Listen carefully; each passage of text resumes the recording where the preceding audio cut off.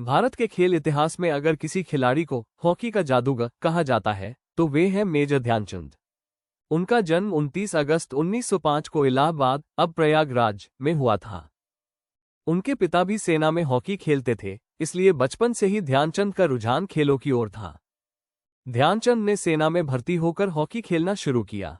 पहले तो वे साधारण खिलाड़ी थे, लेकिन धीरे धीरे उनकी प्रतिभा सबके सामने आने लगी। वे रात को प्रैक्टिस करते थे, इसलिए उनके साथी उन्हें चंद चांद कहकर पुकारते थे। इसी से उनका नाम ध्यानचंद पड़ा। उनका हॉकी खेलने का अंदाज इतना अद्भुत था कि गेंद उनकी स्टिक से चिपककर चलती दिखती थी। ऐसा लगता था जैसे गेंद जादू में बंध गई हो। इसी कारण उन्हें पूरी दुनिया ने हॉकी का जादूगर, विज़र्ड ऑफ हॉकी कहा। 1928 का एम्स्टर्डम ओलंपिक उनके जीवन का स्वर्णिम अध्याय था। उस ओलंपिक में भारत ने हॉकी में स्वर्ण पदक जीता और ध्यानचंद ने अकेले 14 गोल दागे।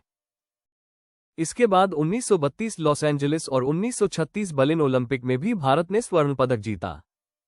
हिटलर भी उनकी प्रतिभा देखकर दंग रह गया और उन्हें जर्मनी की सेना में शामिल होने का प्रस्ताव दिया। किम ध्यानचंद ने गर्व से कहा, मैं भारतीय हूं और सिर्फ अपने देश के लिए खेलूंगा। अपने करियर में ध्यानचंद ने लगभग 400 से अधिक गोल किए। भारत सरकार ने उनकी उपलब्धियों को देखते हुए उन्हें पद्म भूषण से सम्मानित किया।